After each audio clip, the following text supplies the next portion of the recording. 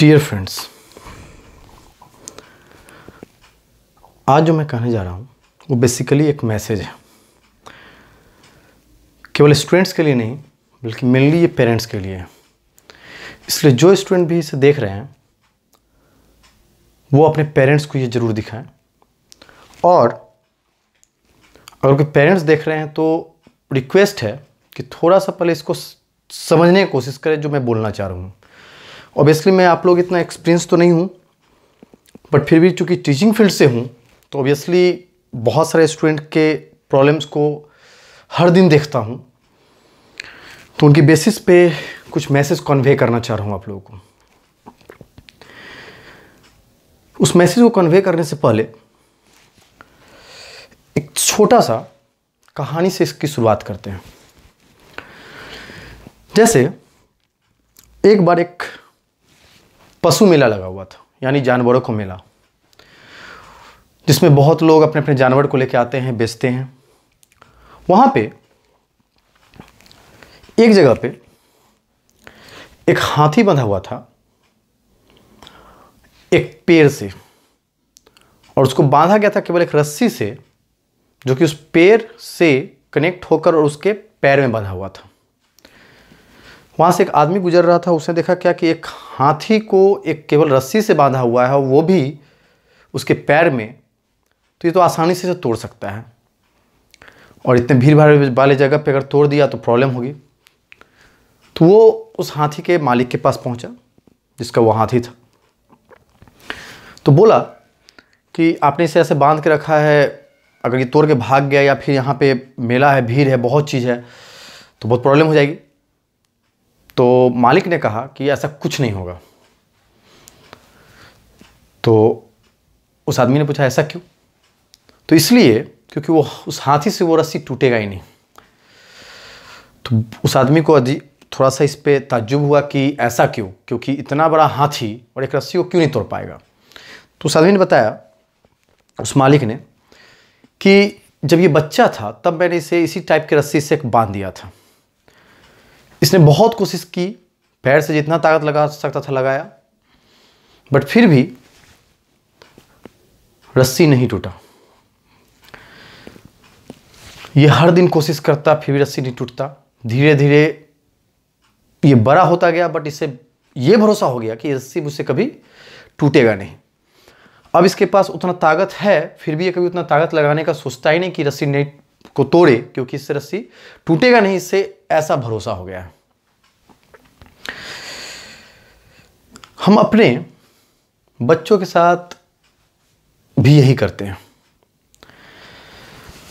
जो बच्चे हैं, एज अ गार्जियन या फिर एज अ पेरेंट्स, हम लोग हमेशा उनको शुरू से ही, जब कैरियर उनका स्टार्ट होता है, तो दिमाग में इस टाइप से बातों को प्रोजेक्ट करते हैं कि वो बंधते चले जाते हैं।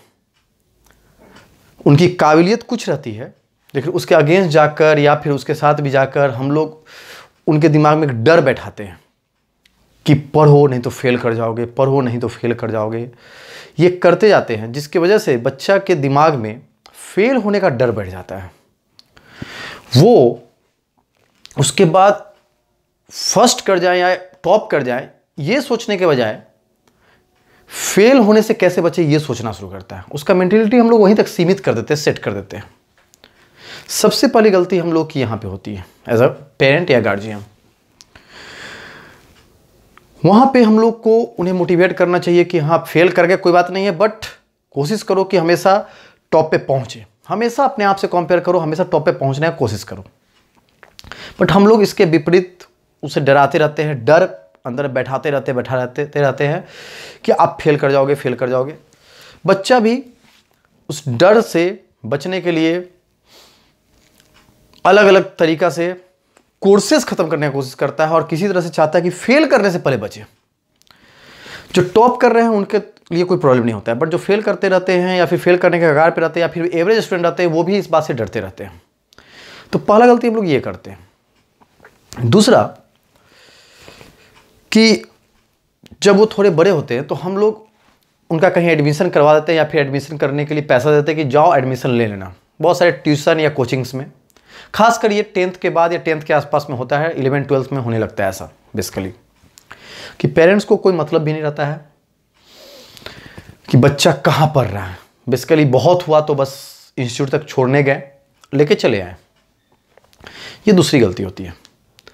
आप अगर बच्चे को कहीं पढ़ा रहे हो तो वहाँ पे आप जाकर उसके टीचर से मिलो, ये बहुत ज़रूरी होता है, जो कि ज़्यादातर गार्जियंस पेरेंट्स नहीं करते हैं ऐसा।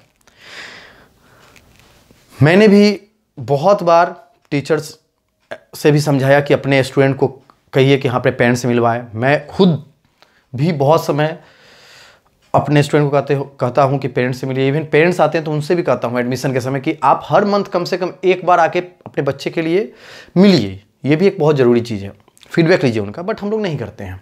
ये दूसरा गलती होता है। ये करना चाहिए, क्योंकि आप बच्चा को भेज दिए और 4 महीने बाद सीधे पूछते हो, 5 महीने बाद सीधे पूछते हो बच्चा से कि पढ़ाई कैसे चल रहा है।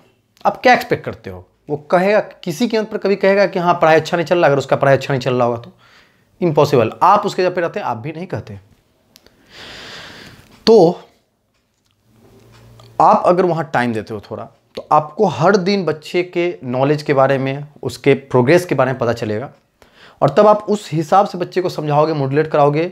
और मॉड्यूलेट करने के बाद वो डरेगा नहीं, उसे ये बात का डर नहीं रहेगा कि हाँ गार्जियन से छुपा के, पेरेंट्स से छुपा के हम कुछ कर रहे हैं, बल्कि उसको इस बात का आश्वासन रहेगा कि चलो भाई अगर फेल भी करते हैं तो पेरेंट्स को पता है कि हाँ मेरा बेस अच्छा नहीं है, हम मेहनत कर रहे हैं। और उसके बाद वो मेहनत करेगा। अगर नहीं कर रहा है तो भी आपको उससे मॉड्यूलेट करने बनेगा। आप हर दिन समझाओगे, टीचर के मदद से समझाओगे। टीचर क्या तो मदद से या फिर बिना मदद के, आप खुद पर्सनली भी समझा सकते हो, बट समझाओगे। बट हम लोग ऐसा नहीं करते हैं। ये सबसे बड़ी दूसरी गलती होती है।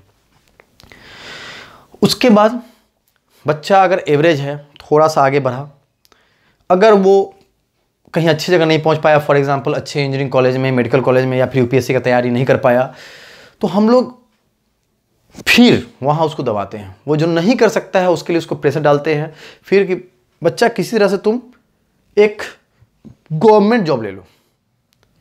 ये सबसे बड़ा प्रॉब्लम है हमारे समाज का, कि बच्चा अगर प्राइवेट सेक्टर में किसी सैलरी पे है, उसके आधे सैलरी पे भी अगर गवर्नमेंट जॉब मिलता है तो ले लो। ये सबसे बड़ा ड्रॉबैक है हमारे समाज का। भले ही बच्चा उसके बाद जिंदगी भर घुट के वो काम करे, तो आप कहोगे कि घुटना क्या है, इसमें आराम रहता है। आप एक एग्जांपल लो, एक क्लर्क का जॉब बैंक में या फिर किसी स्कूल में, या फिर एक मैनेजर का भी जॉब है अगर, या फिर किसी टीचर का जॉब है।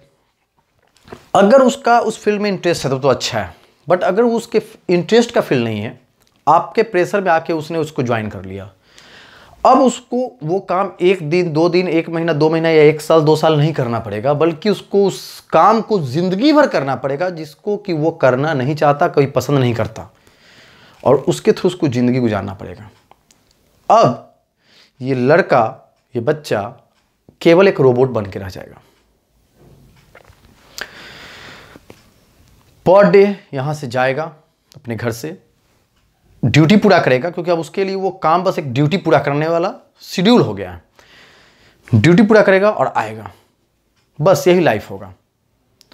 और उसके बाद लाइफ में जब वो रिटायर होगा, तो हम लोग जनरली रिटायर होने के बाद अपने आसपास में जो देखते हैं वही उसका भी हाल रहेगा। और अचीवमेंट में क्या जुड़ाते हैं हम लोग, एक अगर गवर्नमेंट सेक्टर से या फिर एक सिंपल सा प्राइवेट जॉब करके भी कोई अगर रिटायर होता है, तो अपना अचीवमेंट मैंने जनरली लोगों को जुड़ाते सुना है कि हाँ मैंने अपने बच्चों का शादी करवा दिया, पढ़ा दिया, और एक टाउन में घर बना दिया, और क्या चाहिए।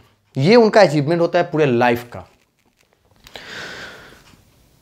तो बच्चे को इस तरह से बनाने के बजाय कम से कम पहले आप देखिए कि वो क्या करना चाहते हैं। उसके हिसाब से, चूंकि आप एक्सपीरियंस्ड हो, तो आप ये सोचो कि हाँ 20 साल 25 साल के बाद अगर इसे ये करते रहा तो इसका फ्यूचर कैसा है। अगर इसमें वो एक अर्निंग ठीक ठाक कर लेता है, भले ही बहुत ज़्यादा अर्निंग ना करे, बट उसका फील्ड अगर ऐसा है जैसे फोटोग्राफी हो गया या फिर डांसिंग हो गया, ठीक है, या फिर आर्ट्स के फील्ड में, गेम्स के फील्ड में, किसी फील्ड में अगर मान लो बहुत अच्छा नहीं, मैं ये नहीं कह रहा कि हाँ क्रिकेटर बन जाए या फिर टॉप लेवल का एक्टर बन जाए, बट एक सिंपल मान लो किसी गेम में या फिर कहीं भी ऐसे जगह पे चला जाए जहाँ पे उसका ठीक ठाक अर्निंग होता है, तो करने दीजिए उसे। क्योंकि उससे ये जरूर है कि बहुत पैसा नहीं कमाएगा, वो एक एवरेज पैसा कमाएगा बट खुश रहेगा, और उसी के जरिए हो सकता है कि बहुत सारा फील्ड में जा सके, बहुत सारा एनर्जी रहे उसके अंदर। बट हम लोग ऐसा नहीं करते हैं। एनर्जी को धीरे धीरे करके बच्चा को मॉड्यूलेट करके करके करके एक रोबोट बना देते हैं। शुरू से ही दूसरे का बच्चा ये वो दिस दैट का एग्जाम्पल देकर और पहले से उसको मॉड्यूलेट करते रहते हैं। तुम भी इंजीनियरिंग करो, तुम भी मेडिकल करो, तुम भी यूपीएससी का तैयारी करो, और फिर वो अगर कर भी जाता है तो वहाँ खुश नहीं रहता है। ऐसे फॉर एग्जाम्पल बहुत सारे ऐसे यूपीएससी क्वालिफाई करने वाले लोग हैं जो यूपीएससी क्वालिफाई कर जाते हैं और उसके बाद रिजाइन कर देते हैं। अब खुद सोचो कि वहाँ पे उन लोगों का पैशन कुछ और था, इसलिए उतना बड़ा अचीवमेंट करने के बाद भी रिजाइन कर दिए। अगर वही सच में सबसे बड़ा अचीवमेंट था तो क्यों उन्होंने रिजाइन किया?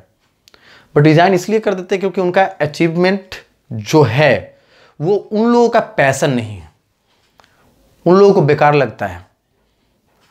तो समाज में भले ही होता है कि हाँ अगर कहीं पे कोई यूपीएससी क्रैक कर जाए तो बहुत बड़ा बात हो गया, आईआईटी क्रैक कर गया बहुत बड़ा बात हो गया, बट उससे भी तो पूछो जो क्रैक किया, क्या वो खुश है या फिर किसी के प्रेशर में? तो ये गलती ना करें कि प्रेशर में किसी और के कहने पे, किसी और के देखने पे उसको भी गवर्नमेंट जॉब में भेज दें। दूसरा एक बात और जो शायद काफ़ी लोगों को बुरा भी लगे, बट ये फैक्ट है हमारे समाज का। गवर्नमेंट जॉब में अगर आप क्लर्क लेवल तक हो तो बहुत अच्छा सैलरी नहीं है, ठीक है। आज के समय में 30,000, 40,000, 50,000 के सैलरी का कोई वैल्यू नहीं है। फिर भी हम लोग बच्चे को यही मोटिवेट करते हैं कि चलो भाई तुम अगर बहुत नहीं कुछ कर सकते हो तो भी ग्रुप सी, ग्रुप डी या ग्रुप बी तक का जॉब ले लो। अगर कोई लड़का ले भी लेता है जॉब उस तरह का तो उसका सैलरी 50,000, 60,000, 40,000 रहेगा। और खासकर अगर 50,000, 60,000, 70,000 के सैलरी पे भी अगर मुंबई, दिल्ली ऐसे जगह पे प्लेस्ड हो गया तो उसका लाइफ बहुत ही खराब गुजरेगा, क्योंकि वहाँ पे एक बच्चे का भी फी, स्कूल फी लगभग 10,000 के आसपास होता है एटलीस्ट। ये एक मिनिमम फी, ठीक है, एक एवरेज स्कूल का बता रहा हूँ। बाकी तो बहुत का 25,000, 30,000 भी है बहुत सारे का, उसके ऊपर ही बहुत लेवल इसका एंड नहीं है, बट एक एवरेज स्कूल का भी फी 10,000 से ऊपर ही है, ठीक है। तो ऐसे जगह पे दो बच्चे को पढ़ाने में 20-30,000 रुपये तो वैसे ही जाएगा, और वो भी खुश नहीं रहेगा क्योंकि अपने बच्चे को एक एवरेज जगह पे पढ़ा रहा है। तो फिर हम लोग मोटिवेट क्यों करते हैं? हम पेरेंट्स इसलिए मोटिवेट करते हैं क्योंकि गवर्नमेंट जो में पैसा बहुत है। पैसा कहाँ? तो भाई सैलरी कम है लेकिन 2 नंबर का आए तो है। हम अपने बच्चे को खुद करप्शन सिखाते हैं शुरू से कि उसमें पैसा है। बगल में, पास में, आपके घर के पास में, मोहल्ला में, कॉलोनी में, रिलेटिव में कोई भी अगर गवर्नमेंट जॉब मिल गया तो हम लोग एग्जाम्पल देना शुरू करते हैं अपने बच्चे को कि देखो उसका गवर्नमेंट जॉब हो गया। भले ही अपना बच्चा खुद आईआईटी क्वालिफाई करने के लेवल पे हो तो भी ये सबसे बड़ा ड्रॉबैक है। हम लोग इनडायरेक्टली उन्हें करप्शन सिखाते हैं क्योंकि हम लोग मानते हैं कि वो अब गवर्नमेंट जॉब में चला गया तो वो पैसा बहुत कमाएगा। भले ही उसका सैलरी 20,000, 30,000 रुपया पर मंथ हो, लेकिन उसका इनडायरेक्ट इनकम बहुत ज़्यादा रहेगा। तो indirectly we are teaching them how to be corrupt. ये हम लोग करते हैं, और उसके बाद उसे करप्ट बनाने के बाद हम लोग खुद एक्सपेक्ट करते हैं एज अ पेरेंट्स कि वो बुढ़ापा में हमारे सहारा के लिए एक लाठी का काम करे, हमारा सहारा बने। और यहां उल्टा होता है कि वो लाठी बन के हमारे ही शरीर पे गिरता है। तो ये बात हो सकता है कि मेरे एक्सपीरियंस के हिसाब से जो है वो दूसरे के एक्सपीरियंस के हिसाब से ना हो, ये बात कॉन्ट्राडिक्टरी है, इसलिए इस पे मैं डिस्कशन नहीं चाहता, बस केवल ये बता रहा हूँ जनरली जो होता है। क्योंकि गवर्नमेंट जॉब पाने के बाद या तो पूरे होल लाइफ थोड़ा थोड़ा थोड़ा थोड़ा करके चोरी करके और एक अच्छे टाउन, मतलब जैसे फॉर एग्जांपल किसी भी स्टेट के एक कैपिटल में या फिर एक अच्छे टाउन में एक छोटा सा ज़मीन खरीद के घर बना लेना और बच्चे को पढ़ा लेना, उनका शादी ब्याह कर देना, ये अचीवमेंट जुड़वाना, तो this is not an achievement, क्योंकि ये हर कोई करता है। ठीक है, मेरे इंस्टीट्यूट के पास में एक भुजा बेचने वाला है, वो भी ऐसा अचीवमेंट कर लिया है। ठीक है, एक चाय बेचने वाला भी ऐसा अचीवमेंट करता है अगर अच्छा दुकान चलता है तो ऐसा बहुत लोग करते हैं। तो कम से कम बच्चे को ये मत सिखाइए कि how to be a robot, उन्हें ये सिखाइए कि हाँ चलो तुम पहले तो एम हाई रखो और उसके बाद उसे एज अपना पैशन बनाओ। अगर वो पैशन नहीं है तुम्हारा, वो नहीं कर सकते जिंदगी भर, तो कुछ ऐसा सोचो जो तुम कर सको और उससे तुम्हारा फ्यूचर भी अच्छा रहे। ऐसा फील्ड चूज करो जिससे तुम्हारा इंटरेस्ट हो और फ्यूचर में अच्छा एक बेस बना रहे, तुम बहुत खराब स्थिति में न रहो। अगर इतना आप कर सकते हो तो ये बहुत बड़ा अचीवमेंट होता है आपके लाइफ का एज अ पेरेंट्स। बच्चा रिजल्ट सुनाते समय आपसे डरे नहीं, क्योंकि रिजल्ट्स के टाइम पे बहुत सारे बच्चे डरते हैं। तो डरे नहीं, बल्कि आप उनसे इस तरह से बात करो कि हाँ चलो कोई दिक्कत नहीं, अगर खराब भी आता है तो फिर नेक्स्ट अटेम्प्ट करेंगे, because 1 or 2 3 exams will not define the whole life. तो 1-2 एग्जाम के भरोसे वो डर के कुछ गलत कदम उठा ले। फॉर एग्जाम्पल बहुत सारे बच्चे रिजल्ट, जैसे 12th का रिजल्ट आता है, 10th का रिजल्ट आता है, उसके बाद सुसाइड कर लेते हैं, बहुत घर छोड़कर भाग जाते हैं, बहुत अंदर से घुटते रहते हैं, कंजर्व हो जाते हैं आपके डांट सुनने की वजह से, रिलेटिव से नहीं मिलते, पेरेंट्स से भी कट जाते हैं, और उसके बाद धीरे धीरे धीरे वो डीके कर जाते हैं, खत्म हो जाते हैं। तो अगले बार जब बच्चा का आपका रिजल्ट आए या फिर कोई एग्जाम दे वो लोग, तो उस वक्त उनसे इस तरह से बात करें कि वो नेक्स्ट टाइम अपना दर्द, अपना दुख आपसे शेयर करे, न कि डर के मारे आपसे घुटते रहे, डरते रहे। बाकी आप खुद मुझसे ज़्यादा एक्सपीरियंस्ड हो इस फील्ड में एज अ पेरेंट्स, तो आपको खुद आइडिया होगा, बट मुझे जहाँ तक लगा कि कुछ मैसेज कन्वे कर सकूँ तो थोड़ा सा बताया। That's it, thanks.